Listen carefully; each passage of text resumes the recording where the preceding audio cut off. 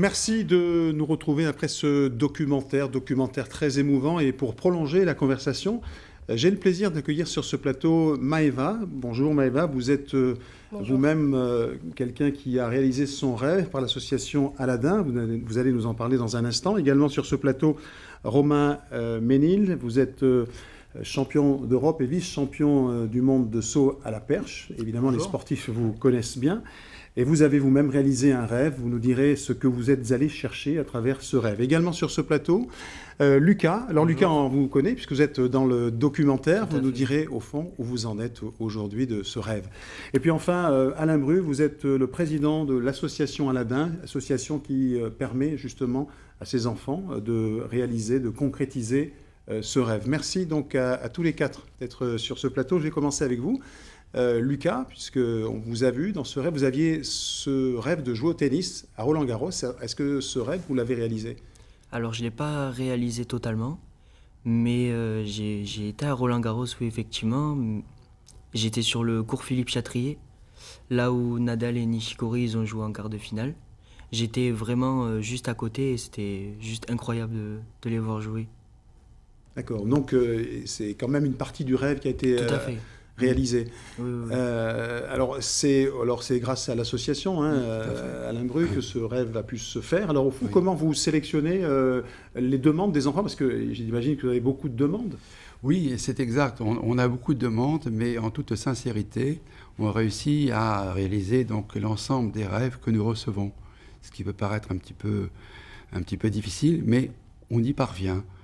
Sauf les rêves qui ne peuvent pas se réaliser, dont on pourra éventuellement parler tout à l'heure, parce qu'un peu trop compliqué, et quelquefois, au niveau de la distance, beaucoup trop loin. Donc ça, c'est pas possible. D'accord, donc là, quand vous recevez la demande du rêve de Lucas, qui veut jouer à Roland-Garros, là, vous vous dites, au fond, ça, c'est quelque chose qu'on peut cadrer, qu'on peut encadrer, et on peut aller au bout de cette demande. Voilà, donc ça, c'est les bénévoles qui prennent en charge. C'est les bénévoles. Donc il y a toujours deux bénévoles qui s'occupent donc, du rêve donc, de l'enfant.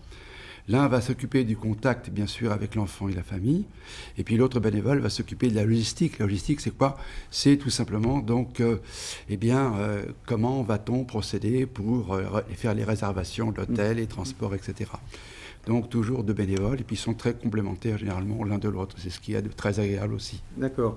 Alors, Romain Ménil, vous avez, au fond, réalisé un rêve après votre carrière sportive. Alors là, évidemment, ce n'était pas dans le cadre... d'une thérapie pour guérir d'une maladie, mais vous avez fait un rêve au fond pour aller chercher autre chose. Est-ce que vous pourriez nous dire ce que au fond vous avez voulu faire à travers ce rêve de faire le tour du monde, c'est ça ? Oui, alors c'est plus que ça. En fait, après ma carrière de sportif, effectivement, j'avais déjà voyagé partout dans le monde, mais j'étais resté qu'à voir des stades et des hôtels finalement. Et donc ça me manquait et je voulais profiter du sport pour aller à la rencontre des personnes qui vivent le sport dans le monde et voir comment ils le vivent. Et comme j'ai des enfants, l'idée c'était de partager ça avec eux et d'aller plus loin, de le partager avec d'autres enfants, avec des écoles, etc. Donc c'est un petit rêve qui s'est transformé en gros projet finalement. D'accord. Alors évidemment, on verra que le sportif de haut niveau que vous êtes, il incarne toujours quelque chose d'important pour les enfants. Donc c'est aussi ce que les enfants vont chercher à travers l'image du sport, parfois le dépassement de soi-même. On y reviendra dans un instant. Maëva, vous êtes aussi quelqu'un qui a eu affaire à l'association Aladin pour réaliser un rêve. Alors il y a toute une symbolique, je trouve, autour de votre rêve à vous, puisque c'est un rêve que vous avez voulu réaliser pour votre cheval. Vous pouvez nous expliquer un peu votre histoire ? Je crois que c'était en 2015, mon cheval, on se voyait bien qu'il était malade. Et le vétérinaire, du coup, il a diagnostiqué une maladie assez grave. Et le traitement pour cette maladie coûtait relativement cher quand même. Et nous, on n'avait pas du tout les moyens de se le payer. Donc, vu que j'allais régulièrement à l'époque à l'hôpital, les infirmières m'ont parlé de l'association Aladin. Et elles m'ont dit que peut-être que je pouvais essayer de faire un rêve de demander comme rêve qu'on soigne mon cheval. Et c'est ce que j'ai fait. Et ça a été accepté. Et du coup, l'association, elle a soigné mon cheval pendant de 2015 à 2019. D'accord. Donc 4 ans, l'association a pris en charge donc, le traitement du cheval pendant 4 ans. Alain Bru, ça c'est un peu exceptionnel. Oui, et puis il y a une symbolique derrière ce rêve-là. Oui, il y a une symbolique dans la mesure où, effectivement, tout le monde a accepté parce que on s'est dit, après tout, on ne voudrait pas refuser ce rêve dans la mesure où ça peut éventuellement impacter peut-être le moral, je dirais, donc de Maëva. Pour nous, c'était un point important. Et on voulait aller, je dirais, véritablement donc, dans cette direction donc, pour Maïva. Voilà, c'était un petit peu l'objet en quelque sorte. Et ce qui était un peu exceptionnel, c'est que eh bien, on a renouvelé, je dirais, pendant 4 ans donc, le traitement donc, de Diabolo, alors que ça n'est pas partie de nos statuts. Hein, mais bon, c'est pas bien grave, on s'est arrangé. D'accord, et parce tout que s'est très bien passé. le rêve, c'est un rêve que vous accomplissez chaque année. C'est-à-dire qu'il y a un temps qui est donné, Oui. c'est En pour un an. fait, quand un enfant réalise son rêve, il peut le renouveler que 3 ans après. Voilà, tandis que là, c'était 4 ans de suite. Voilà. Alors vous, Lucas, évidemment, vous expliquez tout ça dans le film. Vous aviez quel âge quand vous aviez formulé ce rêve de jouer au tennis à Roland-Garros? Alors moi je devais avoir 15 ans par là. 15 ans? Oui, oui, j'ai fait le rêve, ouais, il y a 15 ans. Donc là, vous avez écrit un courrier, vous avez formulé les choses par écrit? Oui, tout à fait, oui. J'ai fait un courrier et un jour, le président il m'a appelé pendant que j'étais en train de jouer au tournoi à Estan. Et il m'a appelé et il m'a dit qu'effectivement, mon rêve il pouvait se réaliser. Il fallait juste les dates et tout préparer pour y aller. D'accord. Et donc, au moment où on vous annonce que vous allez peut-être assouvir ce rêve, j'imagine qu'il y a une sensation de plénitude, un bonheur que vous ressentez. Ah oui, ça, un bonheur et quand on y va, un peu de stress quand même, mais ça va. C'est toujours, enfin c'est grand Roland-Garros, c'est impressionnant pour moi entre guillemets, oui c'est impressionnant. Vous jouez au tennis, hein, bien sûr, Oui. on en parlait, hein, vous êtes classé Tout à fait, oui. D'accord, on va y revenir. Alors, Romain Ménil, on voit à travers justement ce regard des enfants qui ont une aspiration. Là, Lucas, c'est à travers le sport. Mais on sait bien qu'au fond, le sport, c'est une discipline qui permet justement parfois, c'est une thérapie formidable parfois, hein, pour guérir de maladies. On voit beaucoup de sportifs, au fond, tendre la main et se servir de leur notoriété pour aider justement des causes, soutenir des causes. Est-ce que vous-même, par exemple, c'est quelque chose qui pourrait vous intéresser? Alors, bah oui, dans la carrière sportive, on est sollicité par des associations et c'est très bien. Et en général, on a un peu de temps, donc on le fait avec plaisir. Et à chaque fois, c'est des grandes émotions qu'on vit nous aussi. Moi, je suis intervenu plusieurs fois au CHU de Bordeaux avec une association qui s'appelle Un maillot pour la vie. Et on vient faire participer les enfants, on fait des jeux avec eux. Donc, ils rencontrent comme ça sur place des grands sportifs. Et donc, il y a des liens assez forts qui se créent à ce moment-là. Et puis, je pense que ça nous fait autant de bien à eux qu'à nous, nous sortir de notre quotidien, nos objectifs, notre ego surdimensionné pour gagner. En fait, se retrouver là avec des enfants qui sont malades et qui prennent du plaisir à partager des choses avec nous, voilà, je pense que c'est gagnant de tous les côtés. Voilà, donc association Un maillot pour la vie, après il y a d'autres associations environnementales. Et je pense que c'est bien, c'est le rôle du sportif aussi, c'est dans la dimension de l'olympisme, d'aider la société par le biais du sport. Donc effectivement, c'est ce que je suis allé après chercher dans le monde pour voir dans les différents pays du monde comment différentes personnes, associations utilisaient le sport pour aider la société. Alors justement, cette notion du rêve que vous avez exprimé vous, pour votre cheval, donc, ça vous a aidé de quelle façon? Parce que vous étiez donc hospitalisé et vous alliez régulièrement à l'hôpital, donc vous étiez dans un protocole de soins. Oui, j'y allais une fois tous les 2 mois. Et vous voulez dire en quoi est-ce que le rêve m'a aidée? Oui. Ben, déjà, j'étais vraiment très très attachée à mon cheval. Et si l'association ne m'avait pas payé le traitement, mon cheval, il n'aurait pas Ça pu dit qu'il survivre. était condamné. Il était condamné. Donc, je pense que vraiment, ça m'a aidée dans le sens où grâce à ce rêve, j'ai pu continuer à partager davantage de temps avec mon cheval. Et ça, c'était très important pour moi, surtout quand j'avais 13, 14, 15 ans, 16 ans, où c'est vraiment une partie très très importante de ma vie. D'accord. Donc à ce moment-là, l'association, les bénévoles rencontrent Maëva. Et comment ça se passe pour eux? Parce qu'il y a toute une démarche. Il faut d'abord récolter des fonds. Si vous me disiez que c'était un traitement qui était assez onéreux, Oui. Comment ça se passe? Alors, quand nous allons chercher les rêves, parce que nous avons une boîte à rêves, donc au niveau, je dirais, donc, d'un service pédiatrique, on recueille les rêves. Ensuite, ces rêves sont lus, bien entendu, donc, au niveau de notre réunion mensuelle. Nous sommes 32 bénévoles. Et donc, à partir de là, une fois que le rêve est lu, et qu'on a vérifié la pertinence du rêve, eh bien, on propose à ce moment-là ce rêve qui, en tant que bénévole, veut prendre ce rêve, tout simplement. Et à partir de là, Donc, comme il y a toujours 2 bénévoles qui s'occupent du rêve, il y en a un qui va se focaliser sur le contact, bien sûr, donc avec l'enfant ou éventuellement donc sa famille. Ce qui a été le cas, je dirais, d'une Marie qui t'a téléphoné, Oui. ok, et qui ensuite, au niveau, je dirais, de la logistique, l'autre bénévole s'est occupé effectivement également donc de toi, savoir comment on allait procéder, tout simplement. D'accord. Et donc ensuite, c'est la mécanique qui se met en place Exactement. et c'est le rêve qui se réalise. Donc, ce qui s'est passé pour vous, hein, donc le cheval, bien sûr, il s'appelait Diavolo. Diabolo. Donc, il a malheureusement été au terme de ses soins, 4 ans, c'est ça? Oui, 4 Et ans. puis, depuis, vous avez un nouveau cheval, Oui, depuis 4 ou 5 mois, qui s'appelle Toledo. Toledo. Oui. Diabolo, Toledo, c'est que des... D'accord. Donc là, celui-là, il n'est pas malade, tout va bien? Ah oui, il est pas malade pour Bon. l'instant. Tant mieux. Très bien. Alors, Lucas, donc vous, pour revenir un peu à votre cas, vous avez donc été à Roland-Garros, vous avez vu évidemment ce que vous vouliez voir. Aujourd'hui, alors, on peut le dire, vous avez plus de protocole de soins ou vous Là, êtes sorti là, je suis en rémission. Vous êtes en rémission? Oui. Je fais toujours des ponctions, des prises de sang, mais là, je suis en rémission. J'ai arrêté les traitements en août. Août dernier ou août il y a 2 ans, je sais plus. Mais j'ai arrêté les traitements. Là, je fais mes ponctions tous les ans et j'ai des visites moins régulières. Et pour l'instant, oui, ça suit son cours. Donc, c'est positif. D'accord.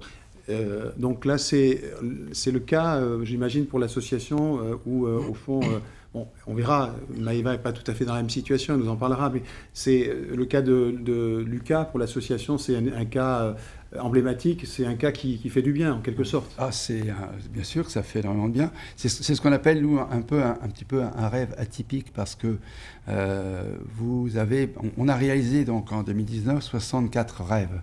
Donc 64 rêves, c'est un travail qui est énorme. Et parmi les rêves, vous avez pratiquement 40%, c'est des rêves Euro Disney. Alors où on finance, je dirais, donc 3 jours et 2 nuits. Ce qui peut peut-être nous paraître un petit peu banal, mais pas du tout, c'est très très important. Pourquoi ? Parce que c'est la famille qui va se retrouver autour de l'enfant. L'enfant ne va pas culpabiliser, puisque bon, souvent quand il est malade, il culpabilise. Et l'avantage également, c'est que pendant ce temps-là, la famille va se retrouver complètement. Et surtout pour l'enfant et sa famille, on ne va pas penser donc à la maladie. Ça, c'est un point qui est donc On ne extrêmement va pas, fort. pardon ? Penser à la maladie. D'accord. On élude complètement donc la maladie. Et quand l'enfant revient après, je dirais, donc Disney ou d'autres rêves, le relais est pris également, je dirais, par le personnel soignant. Oh, au fait, dis-moi, tu es Euro Disney, raconte-moi un petit peu. Il faut dire qu'il y a une sorte de suivi oral qui est tout à fait sympathique, qui va dans le bon sens, si vous voulez, je dirais, du contact et puis, je dirais, donc du suivi du rêve. Ça, c'est un point qui est important, je dirais, pour les enfants et la famille. D'accord. Vous dites on oublie sa maladie, c'est ce qui s'est passé pour vous, j'imagine, Lucas et Maëva, le temps justement alors là, c'est le temps de quelques jours à Euro Disney, ou c'était le temps que se réalise, et pour vous c'est la même chose, c'est une façon au fond de conjurer un peu le mauvais sort? En ce qui me concerne, je ne l'ai pas vraiment oublié parce que pendant ces 4 ans, j'ai quand même eu des phases où la maladie se réveillait. Mais sinon, c'est sûr que dans tous les cas, le rêve m'a beaucoup aidé au niveau du moral et du bien-être général. Au fond, Romain Ménil, on s'aperçoit que cette évasion par le rêve, ça permet évidemment de sortir d'un quotidien qui parfois peut être pesant. C'est aussi ce qui permet aussi de se dépasser. Les sportifs parfois peuvent rêver de médailles, etc. C'est un moteur, le rêve, au fond. Oui, c'est un moteur jusqu'à la réalisation et même après, effectivement, comme on le dit. Avoir un rêve, et beaucoup de gamins ont des rêves d'avoir des réalisations sportives. Et effectivement, ça permet d'apprendre à se fixer des objectifs, à maintenir dans la durée, à garder le moral aussi. Quand on a un rêve qui est atteignable, on garde le moral. Et après, ça reste pendant quelques années. Et alors c'est marrant parce que dans le projet, nous aussi, de partir autour du monde, rencontrer les différents sportifs, c'était aussi se recentrer sur la famille par rapport à un quotidien que l'on vit, qui est très bien, mais chercher un peu plus, sortir un peu de notre flux classique, mine de rien, qui est beaucoup plus plaisant qu'une maladie. Enfin, ça n'a rien à voir, évidemment. Mais finalement, ce rapprochement, il est là. On a envie de sortir de notre bulle, on a besoin, et je pense que c'est humain, tout simplement. D'accord. Oui. Justement, sortir de sa bulle, c'est ce que vous proposez. Est-ce qu'il y a une limite d'âge pour faire un rêve? Les enfants, Oui, jusqu'à quel alors âge on peut c'est tout simplement ce qu'on appelle l'âge administratif, c'est-à-dire donc c'est 4 ans, 18 ans. Voilà, tout simplement. Les enfants entre 4 ans donc, et 18 ans peuvent donc demander à ce moment-là donc, un rêve Aladdin s'ils le souhaitent. Maëva, vous, évidemment que vous rêvez comme toute personne, hein, pas seulement évidemment à travers l'association. Donc on voit bien que le rêve, ça permet aussi de s'évader. Vous êtes toujours dans un protocole de soins, Maëva? Oui. D'accord. Oui. Depuis 1 an, c'est un peu compliqué là. Je fais que changer de traitement parce que ça se passait pas trop bien, mais là le nouveau traitement, il a l'air de fonctionner, donc ça va pour l'instant. Ça va. Oui. Et vous êtes étudiante à Bordeaux? En licence 3 de droit. En licence 3 de droit. On va revenir peut-être au fond à travers vos projets, qui est ce que vous avez, vous aussi, vous Lucas. Aujourd'hui, vous êtes en terminale, vous allez passer votre bac cette année. Tout à fait, oui. Donc tout va bien. Pour l'instant, tout va bien. Tout va bien? Oui. Ouais. Qu'est-ce que vous avez comme, au fond, nouveau rêve, si j'ose dire? Celui d'avoir le bac, c'est un rêve, mais qu'il faut travailler. Hein. Oui. Un nouveau rêve. Non, mais je veux dire, est-ce que, parce que vous avez été, évidemment, ce rêve vous a structuré, enfin, je pense que ça vous a aidé. Est-ce que, au fond, vous nourrissez aujourd'hui, est-ce que c'était un déclencheur pour vous, le fait d'avoir ce rêve, de vous dire qu'au fond, vous alimentez d'autres rêves qui vous permettent peut-être justement, de vous évader d'un quotidien? Oui, bien sûr. Quand je suis allé à Roland-Garros, la semaine d'après, je me voyais déjà gagner un tournoi. Donc je travaillais beaucoup plus et voilà, pour l'instant ça va, oui. Là je travaille dur, bon j'ai quelques handicaps on va dire, mais ça va, je travaille dur pour essayer de battre mon adversaire d'en face. C'est sûr que c'est pas toujours évident parce qu'il y a souvent les problèmes à l'intérieur de toi qui ressortent, mais sinon ça va, physiquement, on va pas dire que c'est à 100%, mais c'est déjà un bon début. On sent bien que ça donne de la force à ses enfants, hein, de réaliser, d'aller au bout de leurs rêves, de leurs convictions. Mais j'imagine qu'il y a aussi parfois des échecs. Oui, parfois, oui, il y a des échecs. Depuis le début de l'année, par exemple, on a eu 3 décès. Voilà. Donc, sur les 3 décès, il y en a 2 qui n'ont pas pu, je dirais, donc aller à leurs rêves. Et l'autre y est allé, par contre, mais il est décédé après. Oui, alors je ne pensais pas forcément au décès, mais je veux dire les échecs dans le sens où on ne peut pas aller jusqu'au bout du rêve qu'on a cherché à réaliser. Ça peut arriver? Oui, ça peut arriver. Alors, c'est ce qu'on appelle un petit peu des rêves un peu particuliers. Je me souviens, il y a quelques années, on avait reçu donc, une demande de rêve d'un ado de 16 ans qui nous dit, voilà, il nous écrit « J'aimerais faire le tour du monde avec mon copain et m'arrêter 8 jours à Zanzibar ». Bon, c'est bien gentil, mon petit Bicounet, mais bon, ça n'a pas été possible. Donc, on lui a expliqué que par un courrier circonstancié, parce que c'est moi qui fais ce type de courrier, dans la mesure où je sais que à l'extrémité, il y a donc un enfant qui est malade. Donc, il faut faire très attention donc, à vos écrits. Donc, je lui ai expliqué que sur le plan, d'abord sur le plan économique, sur le plan financier, c'était extrêmement lourd. Et puis également, d'autres problèmes, c'est le problème des assurances. Toutefois, si tu as un autre rêve, n'hésite pas, à ce moment-là, tu nous l'envoies et on l'étudiera avec bienfaisance. Voilà, avec bienveillance, pardon.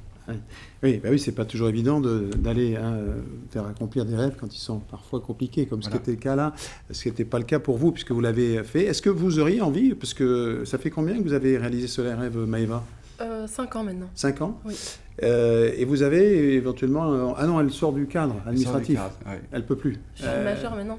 C'est fini. Sinon, vous auriez eu un rêve encore? Non, je pense pas, non. Je suis déjà assez reconnaissante pour celui que j'ai pu réaliser, donc ça suffit amplement. Surtout que le rêve a pris effet jusqu'à mes 19 ans, donc j'étais quand même majeure à l'époque, donc voilà. Alors, évidemment, c'est Romain Ménil, on voit bien à travers ces témoignages, c'est des enfants qui sont hospitalisés, pour lesquels on tend la main. Il n'y a pas seulement, il faut bien préciser qu'il y a plusieurs associations qui s'occupent des enfants. Vous n'êtes pas les seuls à faire ça. Et puis il y a d'autres façons, au fond, de dépasser un peu ces handicaps de la maladie que le rêve. Donc il y a beaucoup d'associations comme ça. Alors vous parliez, vous, de vos associations, mais dans les hôpitaux, on sait qu'il y a pas mal de démarches pour aider les enfants. Oui. Au niveau du pédiatrique, il y a 34 associations, alors qui ne font pas, bien entendu, toutes la même chose, bien sûr. Mais vous voyez qu'il y a un tissu, je dirais, qui est important. Et alors, ces associations peuvent aider soit l'enfant, soit éventuellement donc la famille. Et donc, ça, c'est quelque chose qui est extrêmement riche. Et je pense qu'en France, on a cette chance, si vous voulez, donc, d'avoir ce tissu, je dirais, associatif qui est quand même très fort et qui surtout fonctionne vraiment très, très, très, très bien.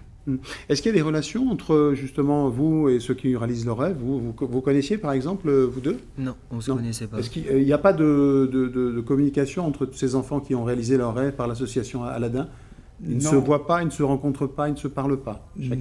Non, chacun est dans sa... Il n'y a pas d'association d'anciens membres d'Aladdin. Non, alors pourquoi? Parce que d'abord, si vous voulez, le pédiatrique, il faut savoir que c'est une institution. Hein, donc l'institution, c'est le respect. Et donc, on ne va pas, nous-mêmes, nous, Aladdin, on ne va pas dans les services comme ça. Ça n'existe pas. Ça veut dire que vous devez avoir votre badge, et puis vous devez demander, si vous voulez un rendez-vous, il faut demander ce rendez-vous. Donc, c'est des choses qui sont extrêmement strictes, mais qui sont absolument nécessaires. Donc, c'est très difficile, je dirais, que les familles puissent, disons, se rencontrer, quoi. C'est pas toujours évident. C'est pas toujours évident.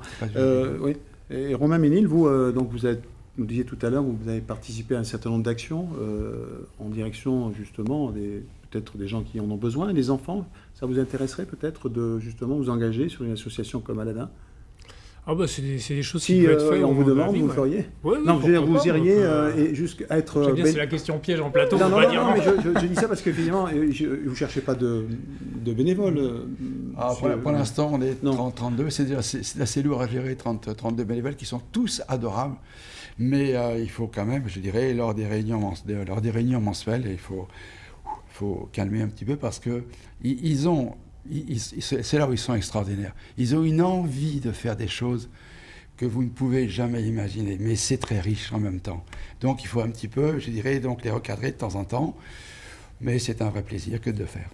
Et vous, Maëva, vous auriez envie d'être marraine? Je ne sais pas si ce que vous a inspiré, ça a déclenché chez vous peut-être le sentiment de vous-même, de vous mettre au service de quelqu'un qui en aurait besoin?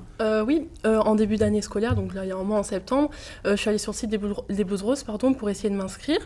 Donc j'ai rempli un formulaire et j'ai eu un retour par mail qui me disait qu'il fallait que je remplisse un autre formulaire, sauf que j'ai vu que leur activité était arrêtée depuis mars. Oui.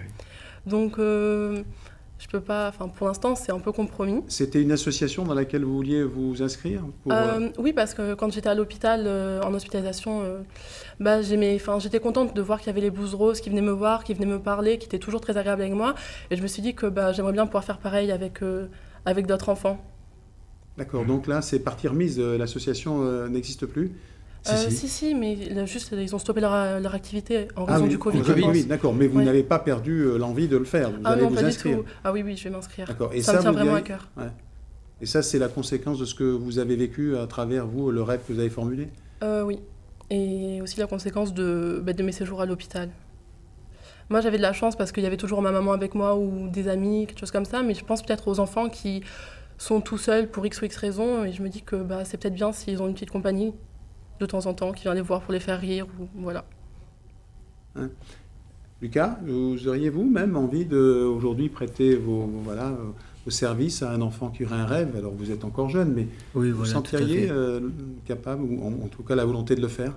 Ah oui, plus tard, peut-être plus tard avec plaisir, oui, je viendrai. Oui, c'est vrai que c'est toujours un plaisir d'aider les gens qui ont besoin de faire des rêves ou qui aimeraient réaliser leurs rêves, donc oui, pourquoi pas aider les personnes. C'est vrai que nous aussi on est passé par là, donc si on peut aider aussi à réaliser les rêves des autres personnes malades, c'est vrai que ça pourrait être intéressant. Ouais. Elle a 30 ans, l'association Alain Bru, donc, et est-ce que justement vous avez eu des anciens, des jeunes qui ont eu le rêve, qui ont réalisé leur rêve par l'association et qui sont devenus des bénévoles ou pas? Oui, on a eu une bénévole qui avait été vraiment très malade et elle est revenue donc à l'association et on était un petit peu surpris parce qu'on avait vu son rêve et je lui ai dit mais tu peux me dire ce que tu fais maintenant sur un plan professionnel? Et elle m'a dit, je prépare médecine. Ça veut dire que la boucle était bouclée. C'était beau. Oui, c'était très beau. Romain Ménil, alors, aujourd'hui vous êtes rangé des perches, vous touchez plus les perches, c'est fini? Ouais, quasiment plus. Ouais. Ça m'arrive une fois par an, mais pas plus. Ouais, c'est pas possible. Hein. Non. Et donc, vous avez une occupation, un métier aujourd'hui, Romain Ménil, et dans l'exercice de votre métier, vous-même, vous avez envie justement de regarder autour de vous ces gens qui peuvent être dans la difficulté, qui pourraient exprimer justement un rêve. Parce que là, on parlait de maladie, mais on n'est pas forcément obligé d'être malade pour avoir envie de rêver quelque chose. Est-ce que vous êtes sur ce plateau, c'est la thématique, hein, au fond, c'est la thérapie par le rêve. Est-ce que c'est quelque chose qui vous parle, la thérapie par le rêve, au fond? Oui, je pense, ouais. Je pense que pour le moral, effectivement, c'est important. Donc, accompagner quelqu'un, oui, probablement. Alors, c'est vrai que pas forcément en ce moment, parce que j'essaie de gérer beaucoup de choses en même temps. Des fois, il y a des périodes de la vie où on fait déjà beaucoup de choses. Non, mais c'est pas un piège. Je ne vous demande pas de non, signer non, un contrat là, hein, vous inquiétez pas. Mais effectivement, moi, à chaque fois que je participe avec une association à quelque chose comme ça, je me dis, ah là, on devrait le faire plus souvent. Parce que ça apporte aux deux personnes, voilà, aux différentes personnes. C'est vrai que les bénévoles prennent du plaisir à le faire. Et je pense que dans cette aide, c'est une aide qui vient par le plaisir, tout simplement, Absolument. et le partage. Je pense qu'il faut être simple là-dessus et on en retire quelque chose. D'accord. Vous en avez retiré évidemment beaucoup, vous tous les deux, parce que cette attention que vous aviez, elle a été détournée par au fond, ce rêve que vous avez réalisé. Aujourd'hui, qu'est-ce que c'est votre projet? Vous disiez que vous étiez en droit, mais vous voulez faire quel métier, Maïva? Alors, avant de me lancer dans mes études de droit, je voulais absolument devenir juge pour enfants. Et maintenant que je suis en droit, je ne sais plus ce que je veux faire. Ah bon. Ah, c'est compliqué. Oui, Donc on va attendre un peu. un petit peu. Mais bon, ça va donc. Et vous, Lucas, vous avez une idée de ce que vous voulez faire? Oui, vous êtes en bac commercial, donc Oui. vous avez déjà une idée plus précise de votre avenir. Oui, moi j'aimerais travailler dans les grands magasins de sport. Toujours autour du sport? Toujours autour du sport. D'accord. Mm. Et vous jouez au tennis à quel niveau, si c'est pas indiscret, Alors Lucas? moi, là, je suis classé 15-2 à l'heure actuelle. Et j'aimerais bien monter 5-6 au mois d'août par là. Oui, j'aimerais au moins monter 5-6 avant le mois d'août. Un bon classement. Alors là, Oui. on peut demander déjà comment, avec Romain Ménil, qui est un champion de niveau, quels sont au fond les ingrédients pour progresser? Qu'est-ce qu'il lui faut pour passer quelques étapes supplémentaires, Romain? Ouais, c'est difficile à dire. Donc, déjà, c'est le plaisir, évidemment. Je pense Tout qu'en à tant fait, que joueur oui. de tennis, il prend du plaisir. Il y a des joueurs de tennis qui n'en prennent pas forcément et qui deviennent très bons aussi. Mais c'est vrai que c'est le plaisir. Et puis, le tennis, c'est un sport aussi ingrat. C'est taper dans la balle, taper dans la vanne. Et je pense que finalement, d'avoir vécu un rêve assez extraordinaire que tu as vécu grâce à l'association, c'est vrai que tu peux t'appuyer sur tes coachs, etc. et te dire, c'est possible. Et donc, c'est possible d'atteindre ses objectifs et y croire à fond. La confiance et le plaisir, on va dire.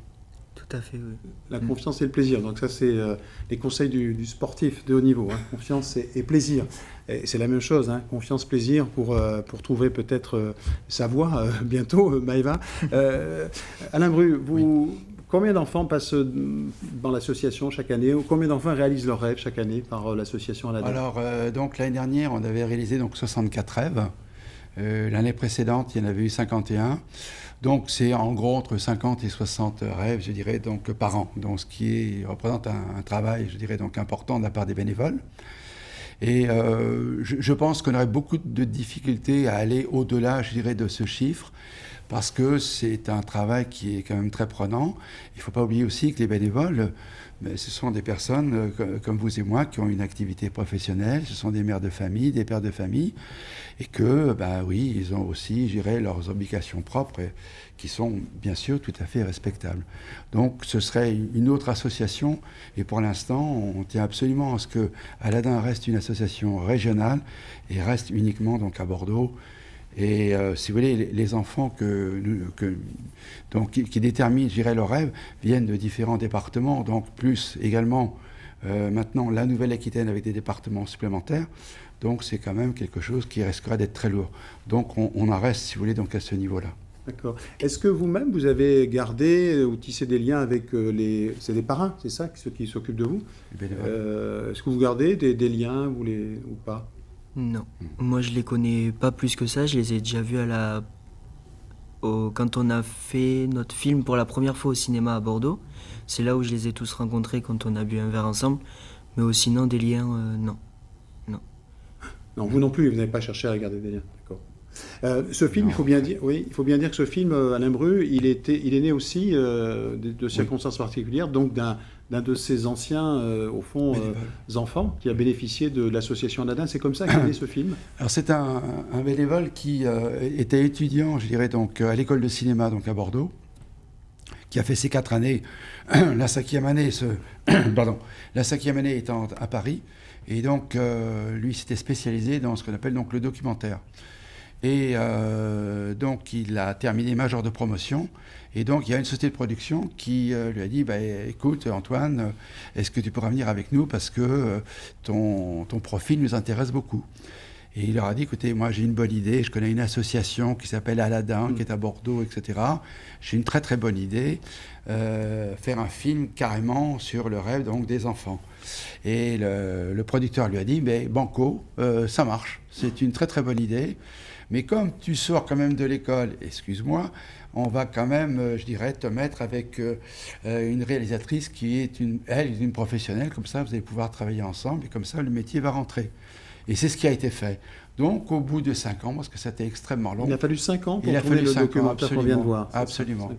Donc, un documentaire, c'est toujours très, très long, mais c'est une très, très belle réussite et il y a beaucoup d'émotions, je dirais, donc, dans ce documentaire. On est vraiment très, je dirais, un peu scotché, je dirais, sur le plan de l'émotion.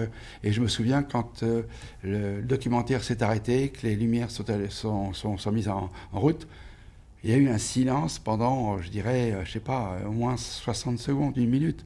Parce que il a fallu, je dirais, donc, se prendre ce film, le comprendre. Et puis sur le plan de l'émotion, c'est quand même quelque chose qui était très, très dur, quoi. Oui, il faut quand même peut-être le préciser, c'est que Armel, qui était dans le film, est décédé depuis. La maladie l'a emporté, malgré son courage et sa détermination. Et son témoignage était assez fort, puissant, comme le vôtre d'ailleurs, Lucas, dans ce film. C'est une très belle leçon de vie, il faut bien le dire, ce documentaire. Et c'est ce qui le rendait, au fond, à la fois fort, puissant et qui prenait vraiment aux tripes. Alors, elle n'a pas survécu, il faut bien le dire. Elle, c'est un des cas dont vous parlez. Vous, quand vous avez vu ce film, Lucas, qu'est-ce que vous avez ressenti? Parce que vous étiez acteur de ce film. Alors, ça m'a rappelé beaucoup de souvenirs. C'est le passé. Moi, pour moi, ce passé-là, c'est toujours le présent parce que je le vis au quotidien, c'est à l'intérieur de moi et je pense que l'enlever, ça va être très, très, très compliqué. Enfin, je pense même pas du tout parce que ça restera gravé dans ma tête pour toujours, je pense, parce que même encore, j'ai des visions des fois. Mais c'est vrai que voir ce film-là, ça m'a un peu scotché. Même moi, pendant les 60 secondes, j'ai pas parlé, j'ai attendu que le film se diffuse et quand tu te revois en image, on va dire, c'est un peu compliqué des fois, mais bon, ça va. Oui, c'est gravé, vous dites. Tout à fait. Maëva, vous l'avez vu ce film aussi, vous n'êtes pas dedans, mais vous l'avez vu ce film. On voit bien qu'il y a une émotion qui se dégage ce film. Et comme Lucas, vous diriez que, en fait, ce que vous vivez, c'est gravé au fond en vous. Ah oui, c'est gravé. C'est une partie de moi. Oui. D'accord. Ça vous donne de la force pour la suite éventuellement parce que des fois on dit il y a les blessures qui permettent d'être plus fort psychologiquement. Est-ce que ça me donne de la force pour la suite? Je ne sais pas. Mais je pars du principe en tout cas qu'on fait ce qu'on peut avec ce qu'on a et qu'il y a toujours pire ailleurs. Donc je fais avec et puis c'est comme ça de toute façon. À défaut d'avoir le choix. Et moi normalement je devrais même pas reprendre le tennis. Normalement pour moi c'était pas possible du tout à cause de mes antécédents médicaux. Mais je sais pas, je sentais que je pouvais avoir encore la force d'y aller. Donc quand j'ai remis le pied sur le terrain, je me suis dit, bon, tu joues peut-être avec le feu, mais lance-toi et tu verras où ça t'emmène. Et puis là, décembre dernier, j'ai gagné le tournoi de mon club là, à l'heure actuelle à Nogaro. Et pour moi, chaque match gagné, chaque point gagné, c'est entre guillemets une petite victoire pour moi parce qu'on revient quand même de loin. Et c'est vrai que d'avoir des matchs gagnés ou même des tournois gagnés, ça fait du bien au moral. Et les médecins, du coup, ils disent quoi? Et les médecins, du coup, ils me laissent jouer au tennis, Ouais. mais il faut que je fasse attention. Mais je me dis que, Ça a dû les en fait, quand bouffer, je non? suis sur le terrain de tennis, je me sens bien, je me sens libre. Et je sais que je me sens rassuré sur un terrain. Pour moi, il m'arrivera rien. Et je me sens apaisé sur un terrain. Oui, c'est un très beau témoignage, Lucas. Hein. C'est à chaque fois voilà, un combat sur vous-même, un match gagné. Chaque point gagné, c'est des points pour vous. C'est évidemment très, très beau, c'est très émouvant ce que vous dites. Et je suppose que Maëva partage, vous regardiez et vous écoutiez avec beaucoup d'attention le témoignage de Lucas, parce que c'est au fond ce qui vous réunit. Hein. À la fois cette obsession hein, que vous avez en vous, enfin cette obsession, ce poids que vous n'avez pas toujours lâché, mais en fait aussi cette force qui est aussi intérieure pour vous dépasser. Et vous, c'est pas le sport. Hein. Vous, ce sera dans l'association Les Blues Roses. Hein. Il faut attendre un peu, mais ça va venir. Bah, j'ai fait du sport pendant 10 ans quand même, et c'est vrai que ça m'a beaucoup aidé également. Ouais. Oui, oui. Bon, voilà, hein, c'est un peu ça, hein, Romain. On voit bien que le sport, ça aide beaucoup. Hein. Alors là, bon, on peut dire que là, vous avez un témoignage Alain Bru, qui est le meilleur témoignage, le meilleur ambassadeur pour l'association Aladin. Qu'est-ce que vous voulez rajouter quelque chose, Maëva, sur ce que vous souhaiteriez aujourd'hui ou pas? Non, mais en revanche, j'aimerais vraiment vous remercier pour ce que vous avez fait pour moi, parce que ça a vraiment beaucoup compté, ça m'a beaucoup aidé. Et grâce à vous, j'ai pu partager davantage de temps avec mon cheval, et je vous remercierai jamais assez pour ça. Merci beaucoup, Maëva. Ouais, je pense que voilà, Lucas Oui, aussi. moi aussi, merci beaucoup. Vraiment. Et puis vous, merci Romain Ménil de nous avoir fait partager au fond votre expérience et puis votre souhait, votre rêve qui était différent, puisque c'était pas. Sûr, c'est c'est pas la même plus chose. léger. Mais c'est sûr. aussi une forme de thérapie hein, qui s'exprime par le rêve. En tous les cas, j'étais vraiment très ravi de vous accueillir sur ce plateau. Je vous souhaite évidemment beaucoup de courage et le meilleur hein, pour la suite. Et puis, vous voulez rajouter quelque chose Oui. Est-ce qu'il est possible Alors, donnez-nous le site internet de l'association. Alors, c'est donc www.aladin33.com. D'accord. Voilà. www. En remerciant donc les généreux donateurs. Merci à tous les 4 d'avoir été sur ce plateau. Merci beaucoup.